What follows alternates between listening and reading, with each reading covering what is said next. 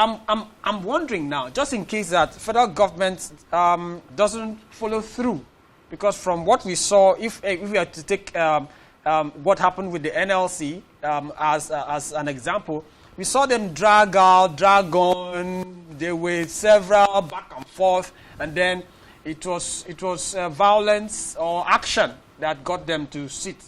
And I'm wondering, is ASUU looking at least for the immediate term, the impact this has on student education as well as the general society at large? Prof.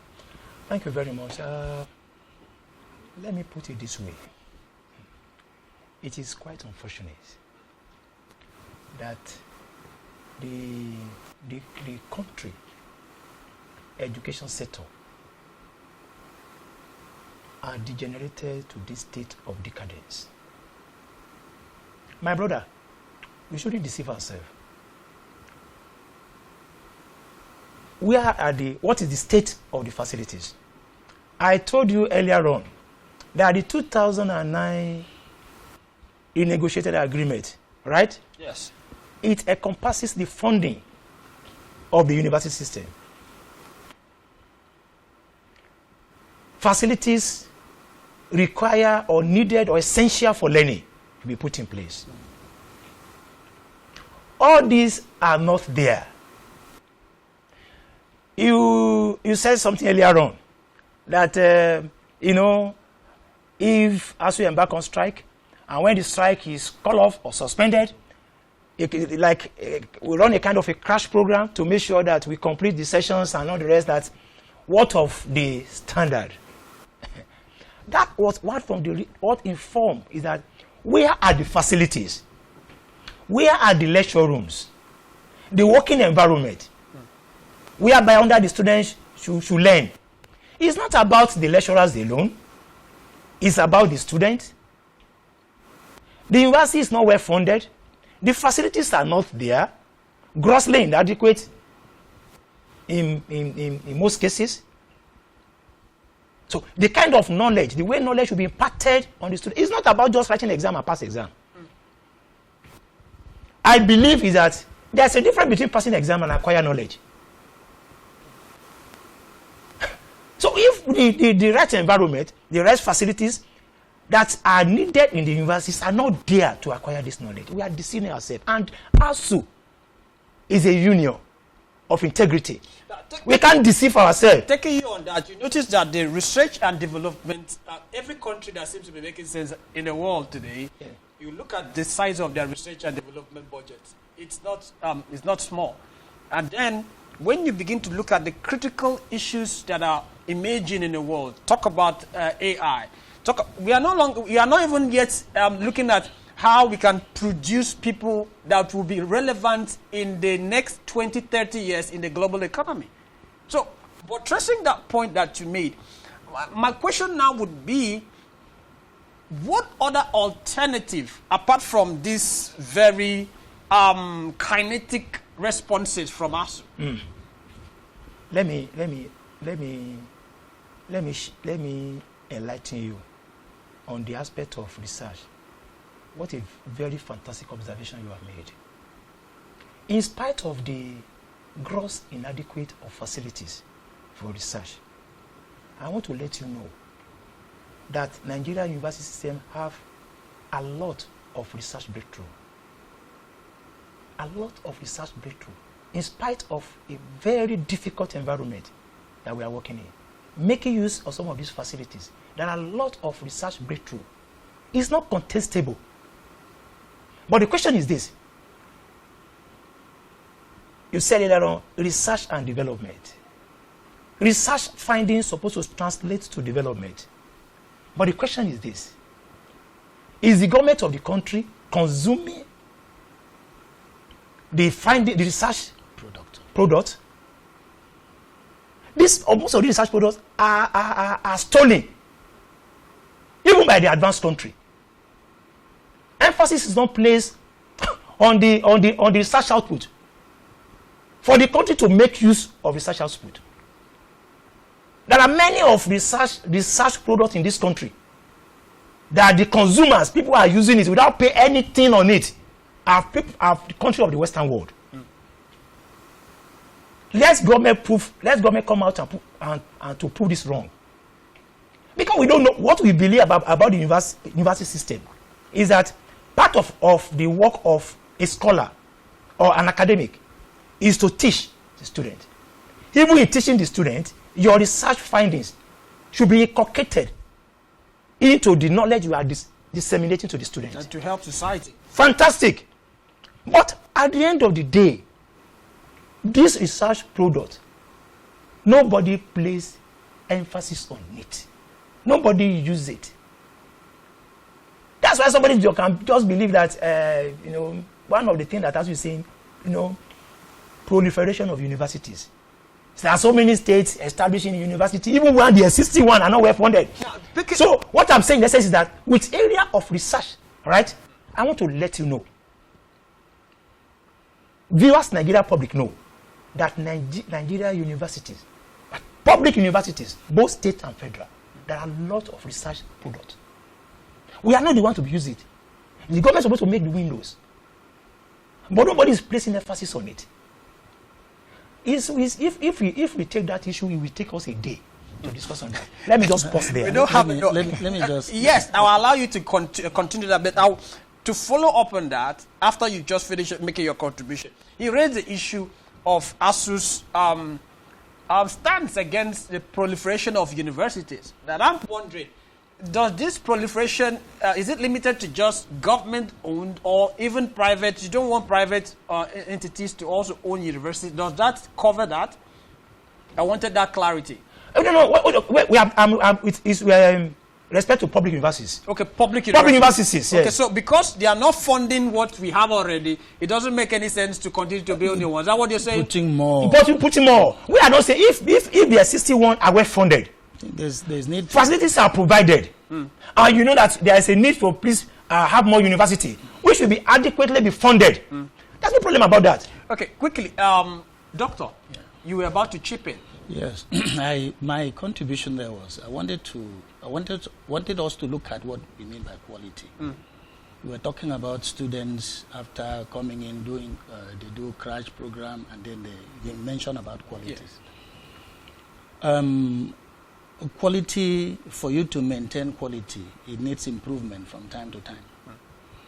A situation where you put in materials, resources, and that same quantity and quality of the material and resources is being maintained for the next 10, 20 years. Are you expecting the quality in the 20 years to come and the beginning to be the same? No. It can't be the same. Yes. There is need for improvement on the quality. So in terms of funding, the ASUU is talking about quality funding. We need to improve on the learning environment. The libraries, the laboratories, most of those things in the laboratories are consumables. Students will use it and it will finish. We need to replenish them. Where is the money for this? These points you raised just reminded me of many years ago, a friend of mine, then he was studying in the UK. There was this job offer, I think from one of the oil companies, and he sent me his CV to help present at the oil company. And I had a brainwave because I saw students from Uniuyo, Unical, all across. And I'm saying, okay, can you imagine that these people are competing with some other person abroad? So our competition is actually global. Good. And I'm wondering, with this purpose of funds, whether we can be competitive, our students, at a global stage. But the flip side to it, of course, is that we've seen by experience that the average Nigerian student leaves Nigeria, goes abroad, and conquers the place. Performs so well. But in the face of the present economic realities, where do we get funding to push education the way we ought to? Now, let me just bring you to this. Is it a very good story for a father to tell the child that I don't have money to educate you, to send you to school? Is it a good story? No. Is it palatable? No. That is the situation in Nigeria. In Nigeria, you can never say that there is no money to fund education. The money is there. Let me come in there, sir. The money is there. My dear brother, we are all in Nigeria. There are a lot of things that has happened. You are talking about funding. Am I right? Yeah. Fantastic. You have been hearing a lot of people taking so billions from the treasury. Have we ever had any such a story? Yeah. Individuals. You have heard recently, I have not mentioned name. What has been happening? Even between the so-called state actors. What somebody is taking per month as wages or what they call this running cost in a month. What some people have looted from the treasury in this country. Billions of naira, and nothing happened. Even though if you plow 1/4 of this into public university systems, we will not be where we are. There will be improvements. So perhaps if we solve the problem of corruption, then it will be we will have more funds available. But I'm thinking perhaps that is not even our challenge per se. It could actually be that we do not emphasize the importance of education for a country, because I wouldn't say for individuals, because I know that these individuals themselves have their children abroad. We just have the case of the former governor of Kogi State. His case with ASUU is basically that he paid the fees of his children upfront from state coffers. So that's clear.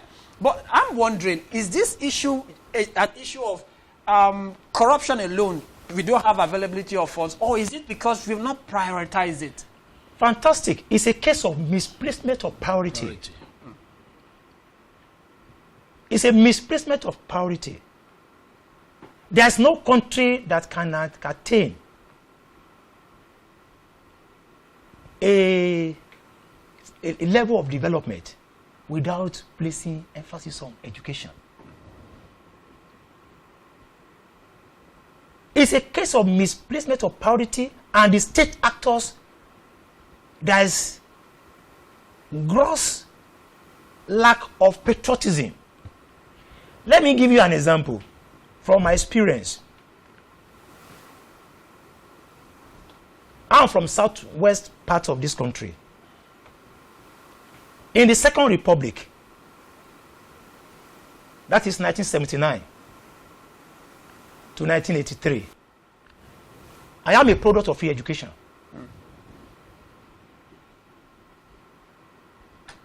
I wouldn't know whether you at that time, maybe you were young or were about this thing. Maybe I wasn't even born. 1979, the Second Republic. MPN, MPP, PRP, and all the rest. All the states won by UPN, Unity Party of Nigeria. That is the late Sage Party, Chief Obafemi Awolowo. That free education, free health program must be implemented in all those states because that's their party program. I entered secondary school in 1979. My parents had paid my school fee before handed over was done 1st of October to late President Shagari from General Obasanjo, I said was a list of state. And immediately school session starts in September. We have paid. But when the civilian rule returned in 1979, and free education commences in all the states won by Unity Party of Nigeria, Old Ondo State, Old Oyo State, Lagos State, Ogun State, and Bende State. All the school fees paid that year were returned to the parents. We were refunded. Those in Form 1, Form 2, not we don't have DGSS or SS, Form 1, Form 2 to Form 5. Only those who are in Form 4 to Form 5 who are mature enough to present their receipts, and they were refunded. There was free education. Our books, everything was the same from village to cities. Our lockers is the same thing. Pen was given to us, everything. You're planning to buy uniform. And we don't have as much volume of fund as this. It's a misplacement of priority. A number of us who have the it was when it was truncated. When Buhari Diagbon aborted the Second Republic. We get free education. My parents have many of us in secondary school. We don't have much money we have like this. Teachers were paid, some facilities were provided. So what has happened to the country? And the universities were it was a free ed program. From what I've heard, I wasn't there. I would hear that the average university student would have allowances like laundry allowance, would be entitled to have a chicken. Yes. And for his meal and many other things. We have very little time more, and we have so much to talk about. But quickly, you have an issue with the federal government. Part of your issues has to do with third-party deduction, but I think it has to do with the TSA. The federal government have actually said in the past, bring your solution. Let's see if we can implement your solution and step aside the ongoing, the current solution that the federal government has, which so many people have complained about, not just the educational sector. But has ASUU been able to provide an alternative to what government, doctor? Are you saying TSA or IPPIS? IPPIS. Payment platform. Yes. Payment platform, yes. Okay, the integrated payment. Yes, yes. By the time that federal government came up and said there is no alternative, ASUU developed UTAS. But they had that challenge. There was no challenge. There was no challenge. It was political. Those complaints that you had were purely political. Those things went through the normal routine of testing and every other thing. It met the requirement. If it didn't, why are we complaining about it? Even the IPPIS, federal government has now realized the inherent, deficiency in that very platform. UTAS is only, in Nigeria, when we develop things indigenous, we don't attach any importance to it. Who develop IPPIS? Why don't you try the UTAS and see if it doesn't work? The thing has gone through the testing period, and then politically some people just came in just to discredit that platform. There is an alternative. Before ASUU makes most of their demand, they always have an alternative. We say, if you don't do this, do this. This will be better. Take, for example, the existence of the third fund that we are having today. That was a brainchild of ASUU. The government was still saying, oh, there's no fund. ASUU now said, okay, can we find out a way that we can generate fund? ASUU came up with the idea of, initially used to be called Educational Tax, ETF. Educational Trust Fund. And within 1 year, they now realized how much money they could realize through that very project. And government now took over the whole thing. ASUU was sidelined. And then they brought in politics. They were using that fund for a lot of other things. Before ASUU started fighting again, that very fund was supposed to take care of the tertiary institutions. That is why they now came up with another act calling the third fund. So IPPIS as a payment platform is a failure, and is a conduit for some people to defraud individuals and also government. We have barely 5 minutes to be out of here, and so many things to talk about. I think I'll have to bring you again. But then, you talking about this fight, I can remember that I think the first, was it the first? We can trace this agreement as far back as 2003, if I can remember. Yes. You notice that it was just on the eve of the election, and then fast-track it throughout, 2009. It was almost around an election period. Why is it as if ASUU seems to target that period? Is it so that you could gain the attention of all the political parties and players, so that it could be implemented after any of them gets into power, or is this sort of just coincidental? But currently, are we in this is not election year. But it's not starting now. No, we have started. It's not election year, so okay. It's not. We cannot relate it, to the election exercise. Some people will say it's to pressurize the political players. The government came in newly. They are about getting to 2 years now. One year and yes, in the very first 1 year, ASUU didn't make much noise. Yeah. We allowed the government to stabilize. Is that why ASUU was not involved in the NLC? Because it seems as if when the NLC were striking, ASUU was not very involved. No, ASUU was part of it. Yeah, but they were actually at the back end. No, not really at the back. What is happening is that very demonstration was called by NLC. Okay. They are supposed to be in the forefront. We were part of NLC. You're part of NLC? Yes, and we also participated. Okay. Yeah, you did. Yes, we participated. So we don't single ourselves out, though we are a union of our own, but we belong to the Nigerian Labour Congress. So when they call, for example, a demonstration and action like that, we join.